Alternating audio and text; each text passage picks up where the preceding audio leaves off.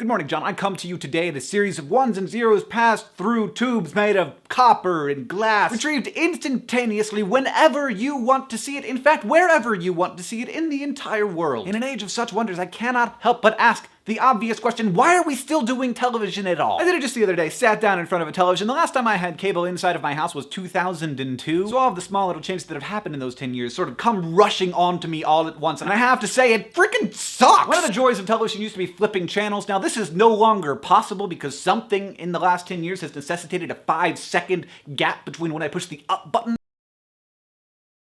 and when the next channel comes up. But flipping isn't supposed to be a thing anymore because we have this wonderful thing called the guide. And if you can find the buttons on this monolithic remote that allow you to access and interact with the guide, good on you. But once you do, not only was I forced to scroll over one advertisement for every 4 channels I saw, but huge expanses of the guide were not accessible to me. There were channels that I could not see. Why are they in my guide? This should be a fairly simple technical challenge to overcome. I want to see the channels that I can see. And then I realized, hey, this is NBC. Channel 712? No! NBC is supposed to be like 4 or 5 or 6. It's NBC! Why is it 712? So I asked my friend Dave this, and he's like, oh, NBC is lower down as well. When you upgrade to high definition, you get high definition and standard definition NBC.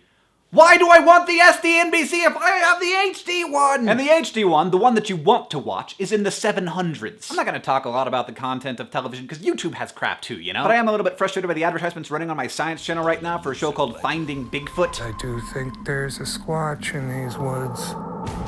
Finding Bigfoot. On Animal Planet, which is supposed to be about animals, not fake animals. Well, I guess insane people wandering around in forests are technically animals too. When I finally find something that I would like to watch, it's invariably in the wrong aspect ratio. Because there is good television out there. There's plenty of television that I would like to watch. Unfortunately, it's on like 7 of the 130 channels that they give you. And 4 of those channels aren't even cable. I could get them with antennas, so there's 3 channels that I'm paying $130 a month for. That's why I can pay $8 for Netflix, get some of the best television of all time, and never have to watch a single advertisement because I'm freaking paying for it. Oh, what's that I hear? You have to pay for cable and you still get advertisements? Great. An average hour of television, about 36% advertisements if you include product placements, which means if the average person in America watches 5 hours of television a day, which apparently they do, that means that they will in their lives spend 4.5 years watching advertisements. I have done the math, my friends. Here in the world of YouTube, a 15-second pre-roll on a 4-minute long video is 7 times less advertising than you get on television. Not only that, I think that in general, online video is more engaging. It's more likely to be what you want. It's more convenient. It's a much better interface. It's easier to discover cool new stuff, and I think it's more rewarding. So let me be possibly the first, and hopefully not the last person to say, everyone cancel your cable subscriptions. It will be